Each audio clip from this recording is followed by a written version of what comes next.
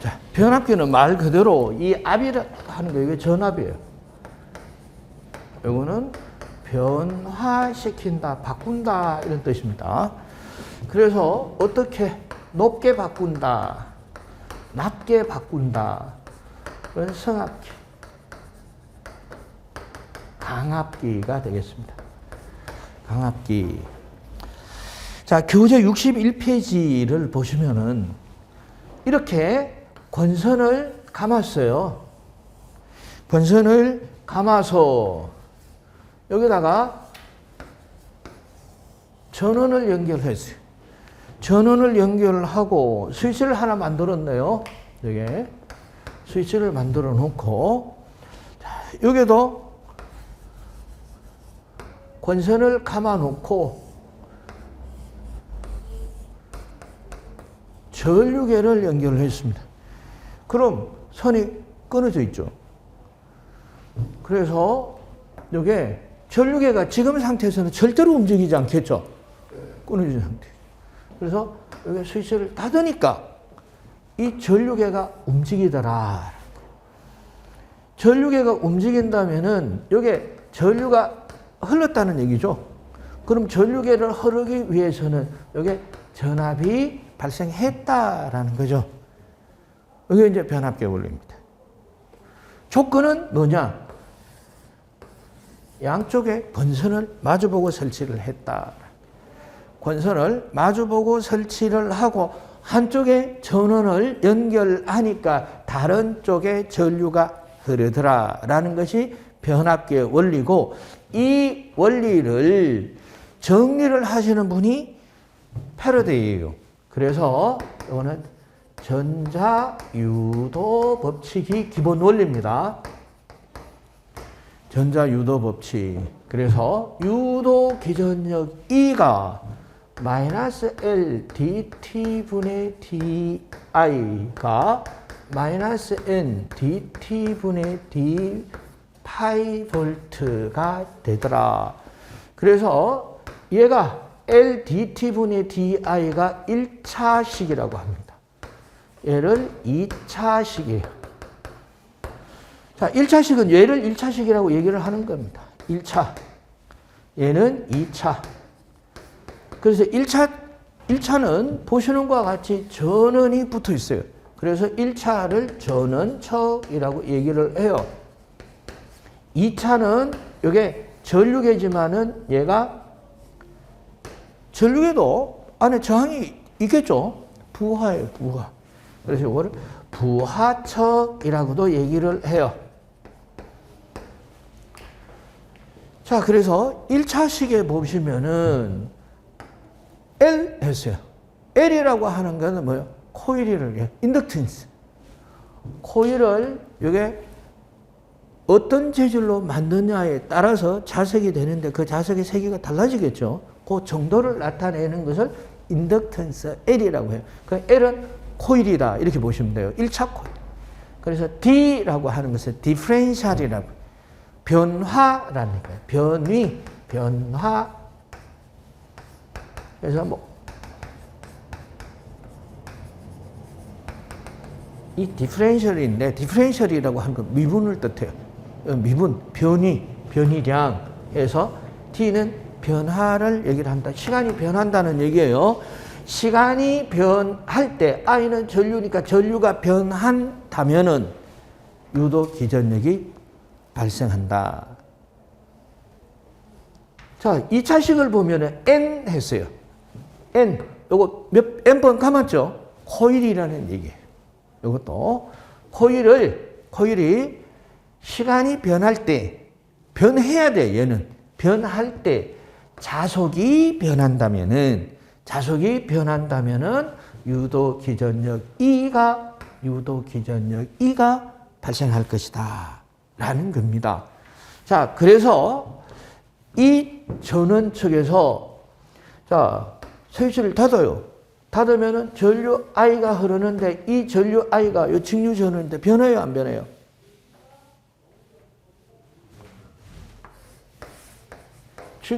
여기 직류예요. 안 변하죠? 그래서 변화를 줄 것 같으면 스위치 열어야 돼. 그러면은 전류가 땅 변했죠. 연결해요. 땅 올라갔죠. 열어요. 여기 변화예요.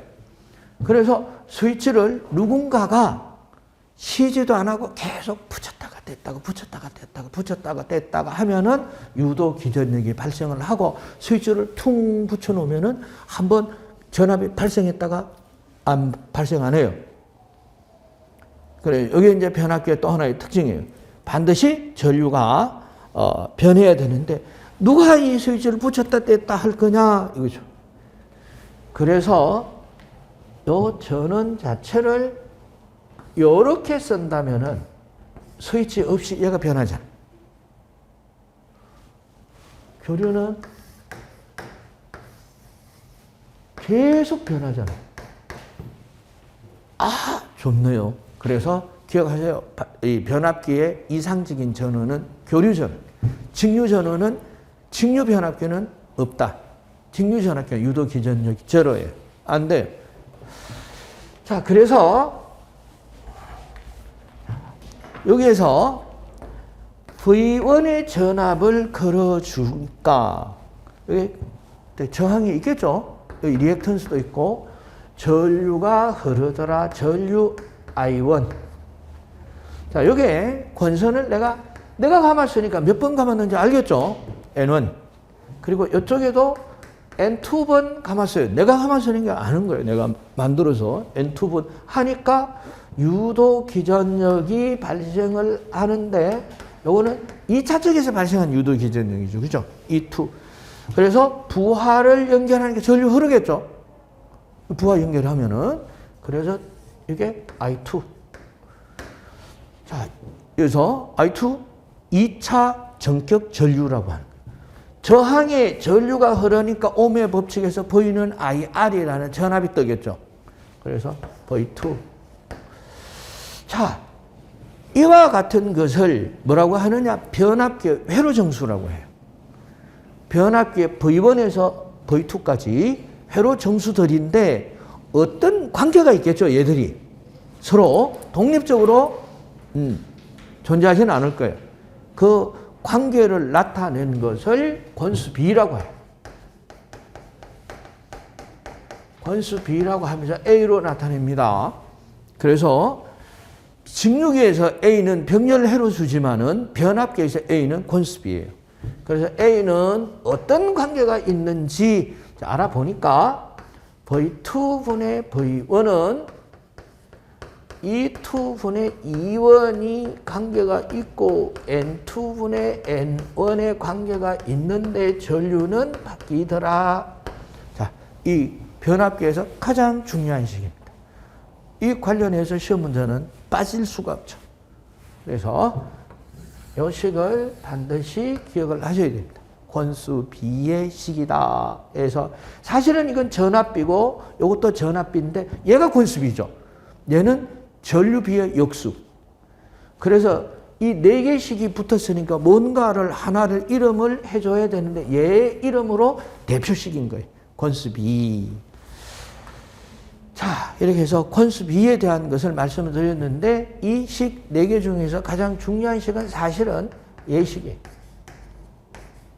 그래서 예식은 뭐하고 같아요? V1은 A 곱하기 V2와 같고 V2는 V1을 A로 나눈 것과 같다. 이렇게 해서 예를 들어서 권수비가 30일 때 1차에 6000볼트를 넣었을 때 2차는 몇 볼트가 되겠냐?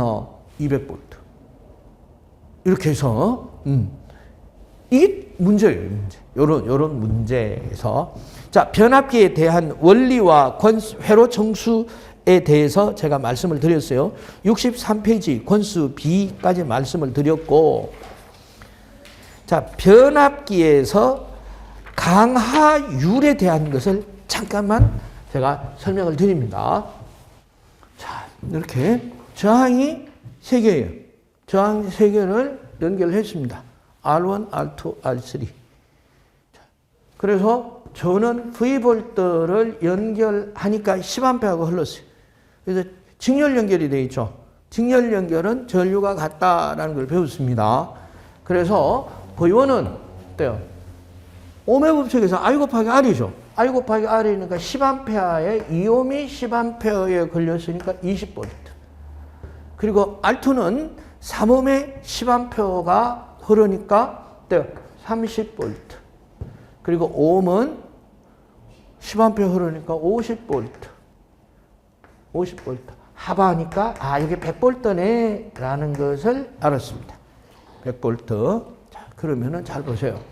자, 이 전압이 100V가 출발을 해서 저항 R1을 거치니까 얘는 100V였는데 나오면은 얘는 80V. 80V가 R2를 지나면은 50V. 50V가 R3를 지나면 0V. 그래서 항상 전압은 회로에 있어서 이와 같은 닫힌 회로, 폐회로, 단락된 회로에서는 전원 전압이 출발해서 돌아오면은 제로예요. 자, 이것을 키르호프의 전압 평형의 법칙이라고도 합니다. 자, 여기에서 보시면은 R1에서 20V가 증가했어요, 감소했어요? 그럼 R2에는 30V가 작아졌고 R3에는 50V가 작아졌다가 강하예요. 사실은 강하는 전압 강하죠. 전압 강하. 자, 이와 같이 전압이 강하가 되는 회로 소자는 어떤 것이 있겠냐? R. 자, 단위가 ohm이에요. 또 어떤 것이 있느냐? 리액턴스. 단위가 ohm이에요. 그리고 또 어떤 게 있냐? 임피던스. 단위가 ohm이에요. 자, 강하가 되는 전류가 흐르면은 전압이 발생이 돼서 작아지는 소자가 3개가 있다라는 거죠. 저항, 리액턴스, 임피던스. 자, 그런데 이 강화되는 것이 사실은 요게 전류를 곱해야 전압이 생겨서 전압이 떨어지죠. 이게 저항에서, 코일에서, 콘덴서에서 전압이 떨어지는 정도를 나타냈어요. 그래서 이 IR도 전압, IX도 전압, IG도 전압이에요. 이 전압이 전격 전압에 비해서 어느 정도 작아지느냐를 나타낸 것을 강하율이라고 하는데, 이거는 저항에서 강화가 돼서 저항 강하율. 얘는 임피던스에 강화가 돼서, 리액턴스에서 강화니까 리액턴스 강하율. 그럼 얘는 뭐예요? 그래, 임피던스 강하율이. 임피던스 강하율인데, 여기다가 숫자가 작겠죠? 예를 들어서 전격 전압, 우리가 쓰는 전격 전압 220. 그래요. 그래, 저항 하나를 놓고 220 통과하니까 얘가 10V 더 작아졌어요. 그럼 결과적으로 220분의 10이 저항 강화율이에요. 그러니까 숫자가 작잖아요. 그래서 곱하기 100을 했어요. 그럼 100분율로 본다는 얘기죠. 그럼 100을 하면 퍼센테이지 100분율이다. 이것을 퍼센트 강화율이라고 합니다. 강화율은 강화율인데 100을 곱해서 퍼센테이지 단위로 보겠다라는 것이 퍼센트 강화율이에요. 그래서 얘는 퍼센트 저항 강화율, 퍼센트 리액턴스 강화율, 퍼센트 임피던스 강화율이라고 하며 얘가 커야 좋아요? 작아야 좋아요? 작아야 좋겠죠? 기기마다. 쉽게 말해요. 이것은 강화율이라는 것은 그 기기가 일을 하는데 소요되는 손실을 말해요. 그리고 이 강화율들은 들쭉날쭉하냐가 아니라 기기마다 정해져 있어요. 그렇다면 기기의 특성을 나타내는 중요한 하나의 요소가 되겠죠. 그래서 기기를 살 때 퍼센트 강화율을 안다면 될 수 있도록 작은 놈을 사려고 하겠죠. 얼마야? 몇 퍼센트야? 10%. 얘는 5%. 그래, 얘를 살려고 하는데 문제가 생기겠죠. 어떤 문제가 생겨요? 뭐요? 어떤 문제가 생기겠습니까? 가격이죠, 가격. 다 좋은 얘기인데 얘는 2만 원인데 얘는 5만 원 주세요. 잠깐만. 이제 고민해야 되겠죠. 내가 돈을 더 주고 얘 좋은 놈으로 살 거냐? 아니면, 나 괜찮아. 그 성능 뭐 그렇게 중요하지 않아. 그럼 2만 원을 살 거냐? 고민은 내가 하는 거죠. 그죠? 그래서 강화율 해서 강화율 보시면 되겠습니다. 자, 이 강화율을 자, 어디에서 보려고 하느냐 하면은 전압 변동률, 변압기의 전압 변동률을 계산하려고 해요. 그래서 이제 본 과정에서도 배우시겠습니다만은 여기서 식만 한번 보고 지나가겠습니다. 전압 변동률이 P 코사인 세타 플러스 Q 사인 세타예요. 자, 이게 퍼센테이지인데 여기서 코사인 세타, 사인 세타라고 하는 건 알겠는데 PQ, P가 요거예요. 얘가 P예요. 저항 강화율, Q가 리액턴스 강화율이 되겠습니다. 그럼 얘가 퍼센트 임피던스 강화는 루트 P의 제곱, Q의 제곱으로 구할 수 있죠. 이런 관계에서 지금 외우시고 뭐 공부하시라는 게 아니에요. 이런 거를 본 과정에서는 공부하겠구나. 이렇게 아시면 되겠습니다. 자, 다음 변압기의 결선 한번 보는데 결선에 대해서 그 특징을 알고자 하지 않습니다. 결선이라는 말이 어떤 말이며 왜 하냐라는 것만 좀 알아보도록 하겠습니다.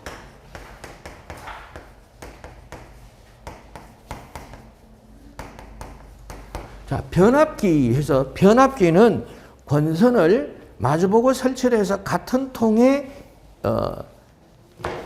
설치를 한 게 변압기예요. 마주보게 해서 같은 통에 설치를 한 거. 이렇게 해서 같은 통성에 권선 두 개를 마주보고 설치를 했어요. 그래서 통이 세 통이네요. 여기 단상이라. 단상. 여기 삼상이 되죠. 세 개니까. 삼상이고. 자, 이렇게 그려놓고 보니까 입력측에 연결하는 선이 6가닥. 이것도 6가닥. 이렇게 해서 12가닥이 필요해요.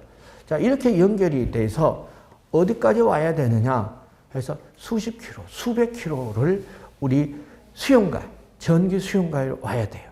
그리고 이 케이블 자체가 뭐 이렇게 이런 케이블이 아니에요. 이 케이블이 적어도 150 스퀘어나 200 스퀘어예요. 200 스퀘어인데 선 한 가닥이 오냐? 아니에요. 154kV는 한쪽에 한 선에 2가닥씩 써요. 3, 4, 5는 4가닥을 써요. 그럼 한 상에 요거 4가닥, 4가닥. 어때요? 8가닥. 요게 3개. 24가닥이 200스퀘어짜리가. 엄청나죠? 그럼 이 선을 지지해야 되는 철탑은 높이가 80m나 120m인데 철탑 한 개의 재료비가 50억이에요.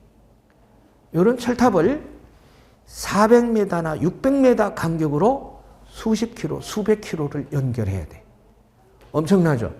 이거 안 되겠다. 선을 줄여야 되겠다. 선은 줄여도 되는데 권선은 줄이면 안 돼.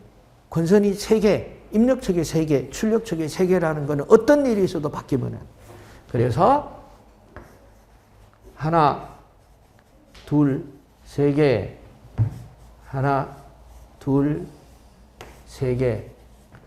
그래서 입력측, 출력측에 근선 3개는 안 바뀌었죠?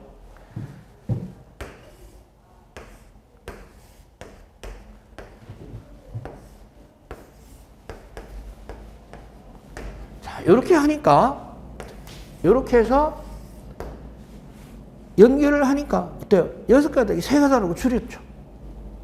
3가닥. 그러니까 훨씬 더 비용이 줄어들었다. 그래서 자, 이렇게 권선을 연결하고 보니까 이 권선이 한 점에 3권선이 다 붙었죠. 그래서 이렇게 붙은 모양이 영어 알파벳 어떤 모양을 닮았어요? 그래서 얘를 Y결선이라고 합니다. 얘는 어떤 모양을 닮았어요? 그래서 얘는 세모결선. 그런데 뭐 한국 사람이야 세모결선 하지만은 이렇게 만든 게 미국 사람인데 뭐. 그래서 미국 사람은 이거를 델타 결선이라고 해요. 얘는 스타 결선이라고 합니다. 스타 결선. 그래서 미국 사람은 별을 이렇게 그려요. 밤하늘에 별이 반짝반짝 이렇게 그래요. 그럼 미국 사람이 보면 Y자를 별 모양하고 똑같이 보는 거예요. 그래서 스타 결선. 그래서 우리말은 스타 결선을 별성자 쳐서 성형 결선. 얘는 처음과 끝이 붙었으니까 환형 결선이라고도 얘기를 하는데 성형 결선, 환형 결선보다 Y 결선, 델타 결선 이렇게 얘기를 합니다. 자, 특징을 한번 알아보도록 하겠습니다. Y 결선은 중간에 점이 있어서 요 점을 접지해요. 접지할 수 있다. 이건 점이 없죠. 점이 없어서. 자, 그래서 어떤 특징을 가지고 있냐? 이제 운영 중에 한 대가 고장 났다고 보겠습니다. 한 대가 고장이 났다고 봐요. 델타 결선은 전류가 다 흐르죠. 한 대가 고장이 나도. 그래서 델타 결선은 운영 중 한 대가 고장이 나거나 사고가 나더라도 정전 없이 지속적인 운영이 가능하다. 이 Y 결선은 전류가 이렇게 흐르다가 이쪽은 완전히 끊어지니까 전적의 정전.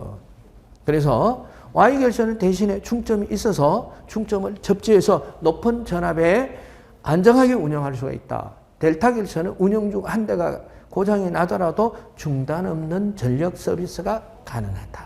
이런 특징을 가지고 있죠. 그래서 델타 결선과 Y 결선에 대해서 알아봤습니다. 그래서 실제 운영을 할 때는 이 델타 결선과 Y 결선을 조합해서 운영을 합니다. 그래서 델타 결선과 Y 결선을 조합하니까 경우의 수가 2의 n승이죠. 두 가지로 이제 조합을 하니까 그 2의 제곱은 4가지, 4. 4가지 델타 결선, 델타 결선, 델타 Y 결선, Y 델타 결선, Y 결선을 해서 운영하고 있습니다. 그래서 각기 본과정에서 또 알아보고 74페이지 보시면은 동기기 있어요. 자, 동기기는 뭐 싱크로니어스 머신 이렇게 해서 우리말로 동기기다 됐어요. 군대에서 동기다라고 얘기를 하면 이게 무슨 얘기예요? 군대에서 동기다라고 얘기를 하면은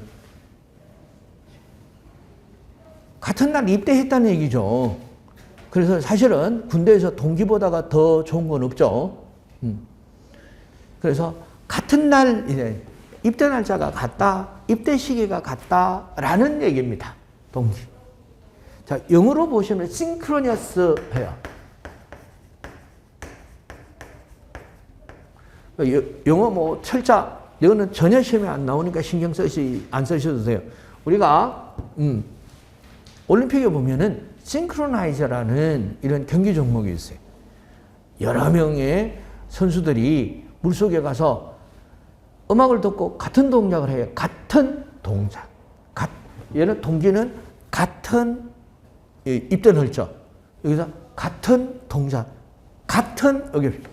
그래서 동기기는 같은 속도로 회전하는 기기 하니까 발전기, 전동기. 자, 동기기는 실질적으로 90%가 발전기, 10%가 전동기를 운영하고 있습니다.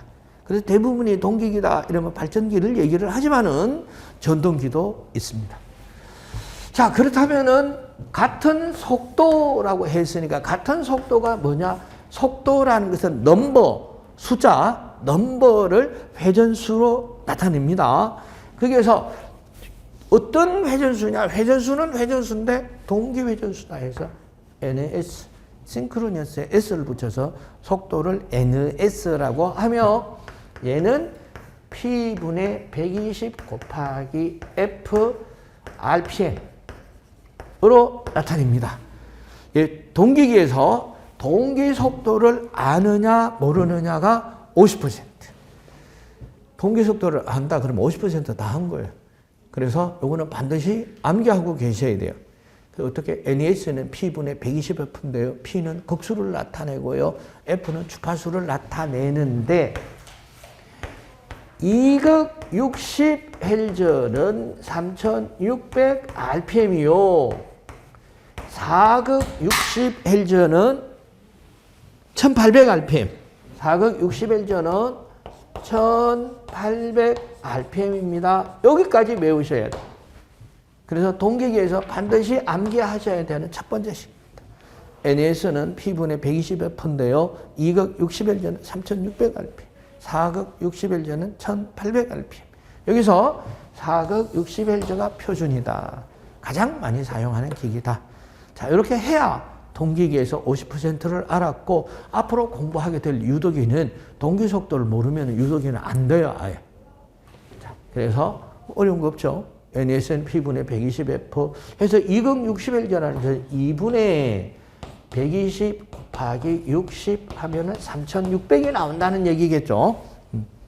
자, 여기서 단위가 RPM입니다 하면은 revolution per minute이라는 뜻이에요. 자, 이게 분이라는 얘기고, 요거는 per는 요거 단위를 말하는 거고, 요거 revolution은 회전을 말하는 겁니다. 권총도 탄창이 회전하는 권총이 있었죠. 이게 무슨 권총이에요? 탄창 쏠 때 탄창이 빙글빙글 돌아가서 8발 격발되는 게 리볼버 총이죠. 리볼버가 회전한다는 이런 뜻입니다. 자, 이렇게 해서 동기 속도에 대해서 알아봤습니다. 자, 그리고 동기기는 어디에 사용이 되냐? 상용 전원을 발전하는 발전기에 사용이 됩니다. 상용 전원이 우리가 사용을 하는 220, 380 이런 전압을 말해요. 그래서 상용 전원을 발전을 하기 때문에 어디에서? 상용 전원에서 발전하는 수력 발전소에서, 화력 발전소에서, 원자력 발전소에서 사용하는 발전기가 동기 발전기입니다. 그런데 수력 발전소 커요? 댐을 가면 커요? 안 커요? 커죠. 그래서 발전기가 일반적인 직류 발전기의 그 크기가 100배. 자, 그래서 이는 BVL 사인 세타 L이라고 하는 게 발전하는 전기자 권선의 길이를 말해요. 그래서 전기자 권선 길이가 100배가 됩니다. 100배. 그래서 동기기를 보면은 굉장히 큽니다. 커요. 자, 그런 만큼 발전 전압도 100배가 돼요. 일반적인 직류 발전기에서 발전하는 전압은 이런 작은 소형 200V 내외를 발전을 하는데, 동기기는 2만 볼트를 발전을 해요. 그래서 이 발전기가 회전을 하면서 정류자와 브러시 사이에 불꽃이 생기는데, 이것을 전기자 반작용이라고 해요. 본과정에서 배우시게 돼요. 불꽃이 생기는데, 얘는 직류 발전기는 이 200볼트에 의해서 정류자 평간 전압이 발생을 해서 불꽃이 생기는데, 얘는 2만 볼트예요. 그리고 기기가 크기 때문에 일반 공기로 냉각을 다 못하고 수소 냉각을 합니다. 그래서 발전기 안에 수소가 꽉 차 있어요, 동기기는. 그런데 불꽃이 튀면은 폭발해요. 그래서 발전기가 폭발하는 것도 문제지만은, 발전기가 폭발하면은 수력 발전소 댐이 무너져요. 화력 발전소, 원자력 발전소가 폭발해요. 이거는 뭐 상상할 수가 없겠죠. 그래서 인류가 직면하는 이런 원자력 발전소의 대참사 중에 하나가 러시아의 체르노빌 원자력 발전소 사건. 아직까지도 거기에는 사람을 살 수가 없습니다. 이와 같은 문제가 발생을 하기 때문에, 자, 그래서 특단의 조치를 합니다. 어떻게 해요? 지금까지 직류기는 고정자는 계자, 회전자는 전기자였어요. 동기기는 바뀝니다. 그래서 어떻게 해요? 회전, 계자형, 계자가 회전을 합니다. 계자가 회전을 하고 전기자가 고정이 되어 있어요. 그래서 얘는 회전 계자형이라고 하고, 계자의 모양에 따라서 돌극형과 비돌극형으로 구분을 합니다. 돌극형을 이걸 우산형이라고도 해요. 이거는 원통형. 거기 마치 우산을 펼친 모형을 닮았다 해서 우산형. 그래서 얘는 수차 발전기고 얘는 터빈 발전기예요. 터빈 발전기로서 수력 발전소에서 사용을 하고, 이건 화력 원자력 발전소에서 이용이 되더라 하는, 여기까지 동기기에 대한 에서 종류입니다. 종류 알아봤습니다. 자, 그래서 61페이지 보시면은 이제 계좌회전자 이렇게 하고 또 여자기라는 말이 나와요. 자, 여기서 제가 말씀을 드렸는데 계좌가 회전을 한다라고 해서 이 계좌는 자석을 말해요. 계좌가 자석 N극 S극. 그래서 이 계좌가 N극 S극 권선을 감아서 이렇게 N극 S극으로 만들어 주려면은 이런 전원을 밖에서 공급을 해줘야 되겠죠. 그래서 요거 이름을 직류전원을 계좌에 공급을 한다라고 해서 이거를 직류여자라고 해요. 자, 동기기에서 직류여자라는 용어를 사용합니다. 직류여자. 그래서 이 동기기의 계좌를 자석으로 만들기 위해서 외부에 공급을 하는 직류전원, DC 250V, 200V를 공급을 하는 것을 직류여자고, 동기기에는 반드시 직류여자 시켜줘야 돼요. 직류여자 시켜줘야 되니까 이거는 동기기의 단점이에요. 단점. 자, 그래서 여기까지 제가 설명을 드렸고,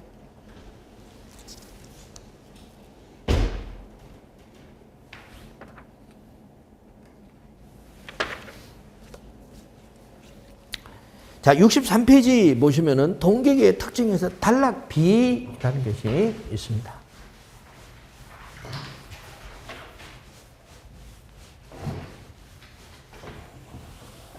자, 단락비는 전격 전류를 비교했을 때 단락 전류의 크기가 어떻게 되냐 하는 그 비를 나타내는 것을 단락비라고 한다 해서, 그런데 우리가 단락이라는 개념을 한번 알아보도록 하겠습니다.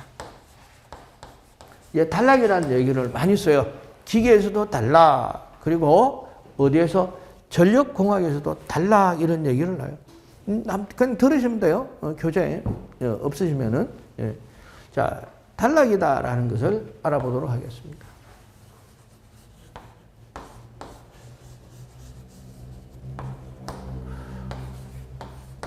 이와 같이 변압기에서 전원을 입력을 받아서, 그죠? 그럼 이게 유도 기전력이 유도가 되는데, 예를 들어서 200V다 이렇게 가정을 하도록 하겠습니다. 그럼 부하를 연결하면 전류가 흐를 텐데, 부하장을 8옴 그리고 권선장을 2옴이다 이렇게 보겠습니다. 그럼 이 전류는 2차 회로에 전류는 어떻게 되냐? 그럼 I는 R분의 V에 의해서 저항은 두 개가 있죠. 권선 저항 2옴과 그리고 8옴. 그래서 2 플러스 8분의 전압은 몇 볼트라고 그랬어요? 200. 그래서 10분의 200 하니까 20A가 뭐예요? 전격 전압입니다. 부하가 걸렸을 때 흘릴 수 있는 최대 전압을 전격 전압이라고 해요. 자, 그래서 단락이라는 것은 단자와 단자를 선으로 연결한다는 것은 단락이에요. 이렇게 선으로 연결하면은 여기 저항이 제로가 돼서 모든 전류는 이렇게 흐르고, 여기는 전류가 흐르지 않습니다. 그래서 전류가 흐르지 않으니까 없는 것과 마찬가지죠. 그래서 자, 쇼트 시켰다고 이 전류를 IS라고 해요. IS는 뭐 I는 R분의 V니까 R분의 V 해서 R 달라졌죠? 부하 저항과 같이 있다가 부하 저항이 없으니까 이제 저항은 몇 옴밖에 안 남았어요. 그러니까 2분의 200 하니까 100A.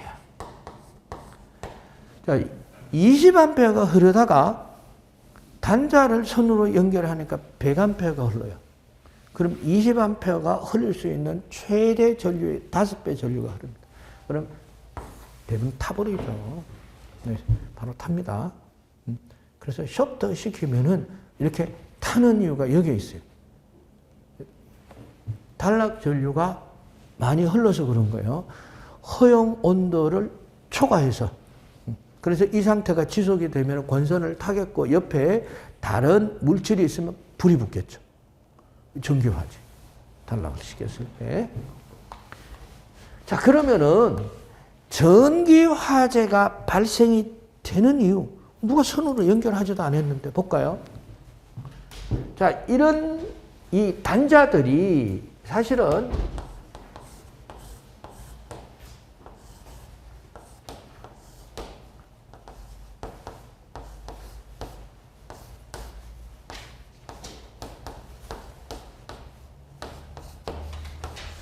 이 단자반이에요. 단자반. 여기에 이제 선을 연결해서 이렇게 나사로 꼭 조이는 이런 식으로 되어 있어요.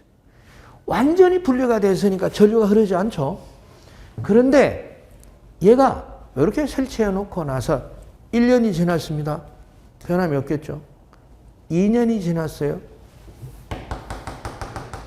먼지가 좀 쌓여. 3년이 지나고 4년이 지나고 10년이 됐어요. 먼지가 이런 것들이 상당히 많이 쌓여. 20년이 지났습니다. 그러면은 여기가 뭔가 하나의 생태계가 만들어져. 저항이 존재하겠죠. 그래서 I 제곱 R이라는 열이 발생하기 시작하는 거예요. 여기서 열이 발생을 했다가 그래서 얘는 먼지 같은 게 조금만 열이 오면 발화되죠. 발화가 되고 불꽃이 일면은 얘는 뭐예요? 전선은 비닐, 석유화합물. 불꽃이 닿으면은 기름처럼 불이 급작스럽게 번져버리죠. 이렇게 해서 불이 발생을 하는 거예요. 자, 가끔 컴퓨터가 운영 중에 어떻게 해요? 연기가 막 나, 이게. 아니, 큰일 났어. 막 불이 붙었어. 이거 왜 그래요? 안에 열어보면은 컴퓨터를 사고 10년 썼는데 한 번도 청소한 적이 없어가지고 막 먼지가 떡이 되어 있는 거 봤죠? 그래서 전기화재가 그렇게 생기는 거예요. 이것도 어떤 의미에서는 어때? 쇼트 되는 거죠. 이러한 이물질로 인해서 쇼트가 되는 겁니다. 그래서 어때요? 주기적으로 청소를 해주는 게 맞는 거예요. 자, 그래서 단락 비를 K는 IN분의 IS. 그래서 N이라고 하는 것은, IN이라고 하는 것은 전격 전류를 말해요. 전격 전류분의 단락 전류. 자, 이걸 퍼센트 임피던스 분의 100. 자, 퍼센트 임피던스를 어쨌든 강화율에서 한번 들어봤잖아요. 그런 거예요. 전격 전압분의 임피던스에 의한 전압. 강화, 요거의 B. 그래서 이게 정해진다고 그랬죠. 예를 들어서 변압기 8%. 이렇게. 전송설로 3%, 5%. 또 이제 계산하는 식이 있어요. 그래서 예를 들어서 자, 퍼센트 임피던스가 5%다. 그러면은 단락시켰을 때 전류는 전격 전류의 몇 배냐? 5분의 100 곱하기 전격. 이렇게 되겠죠. IS는 IN이 덩어를 중심으로 이항을 하면 곱해지죠. 곱해지니까 그럼 5분의 100이 얼마예요? 20이죠. 그래서 부하가 걸렸을 때 안전하게 운용할 수 있는 전류의 20배 전류가 흘러요. 예를 들어서 그 안전하게 흐르는 전류를 200A라고 보겠습니다. 사실은 100A에도 브레이크가 주먹만 하죠. 200A다 머리만 할 거예요. 머리만 한 이 브레이크가 설치가 되어 있는데 그런데 이런 쪽에서 심심해서 내가 선을 가지고 양선을 갖다가 확 연결해버리면은 얼마가 전류가 흐른다고요? 이게 20배. 200A의 20배는 4000A가 흘러요. 어떻게 했어요? 그 뒤로는 말씀을 안 드려도 이해가 되시죠? 사람은 수십 미리암페어가 심장을 통해도 바로 그 자리에서 죽어요. 그런데 4000A가. 이건 그죠? 상상을 할 수도 없을 정도의 폭발이 일어납니다. 폭발이. 그래서 이제 유튜브 이런 데 보시면은 가끔 전력실에서 불꽃이 순식간에 팍 튀어나가지고 전체 건물이 이렇게 불이 붙는 이런 경우를 보셨을 거예요.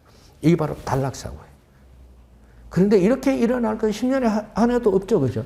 그런데 중요한 것은 이런 사고가 10년이 아니라 100년에도 한 번이 일어나면 안 된다는 거예요, 이게. 그래서 건물을 하시는 분은 이제 절차, 규정을 잘 지키는 게 굉장히 중요하죠. 자, 이렇게 해서 요 시에서 이 식 빠지지 않고 시험에 나와요. 그리고 아주 복잡하게 식이 전개가 돼요. 결론이 이거예요. 그래서 이제 이렇게 보시게 될 겁니다. 그래서 동기계에서는 동기 속도 그리고 단락 비식을 꼭 기억을 하시고 시험에 안 빠지고 나오는 식이다. 이렇게 이제 보시면 되겠고요. 자, 다음 이제 65페이지 보시면은 동기, 전동기 이렇게 나오네요. 그래서 동기, 전동기는 모든 구조가 동기 발전기하고 똑같고 얘도 회전 계좌형이에요. 계좌가 회전을 하더라 해서 기본적으로 동기, 전동기는 특징 그래서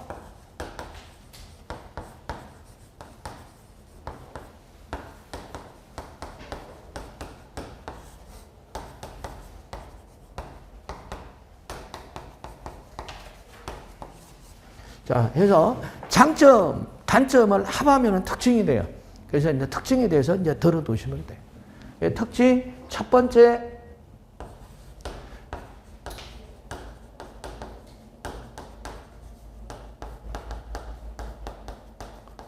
자, 역률 조정이 쉽다라고 하는 거죠. 이런 특징을 가지고 있고, 이게 강력한 특징입니다. 그래서 동기전동기가 10%의 아주 중요한 역할을 하고 있다. 그래서 역률 조정이 쉽다라는 것은 한번 보겠습니다. 동기계의 출력은 삼상이니까 3 곱하기 xx분의 v2에 요게 삼상 이렇게 봅시다. 삼상 출력 이렇게 보시는 게 좀 낫겠네요. 루트 3 vi의 코사인 세타 이렇게. 여기 이제 삼상 출력식이에요. 많이 보시게 될 겁니다. 삼상기기의 출력식인데 자 어쨌든 얘는 이제 계산하면 숫자가 될 테지만 이게 문제예요. 위상각에 따라서 수치가 달라진다. 그럼 코사인 세타는 어디에? 제로에서 1까지 바뀌어요. 이 수치가 얼마가 되든지 간에 제로를 곱해버리면 출력이 얼마가 돼요? 제로 곱하면 제로가 되죠. 모든 수치를 제로로 나누면 뭐한데? 곱하면 0이 되죠. 그래서 여기 역률이에요. 역률. 자, 역률이 0.5가 되면은 이 수치의 2분의 1이 출력으로 나올 거고, 역률이 1이 되면 100%가 나와요. 그럼 최대 출력 조건은 역률이 1일 때예요. 1일 때. 그럼 역률이 조정하면 출력이 바뀌죠. 그래서 동기계는 역률 조정이 쉽다. 해서 얘가 역률을 플러스로 이제 적은 역률이면 0.8이면 0.9로 들어 올리면 그럼 결국 출력이 높아진다는 얘기죠. 그리고 1로도 만들 수 있어요. 최대 출력으로 만들 수도 있고 또 역률이 1을 넘어가 버리면은 출력이 작아져요. 왜?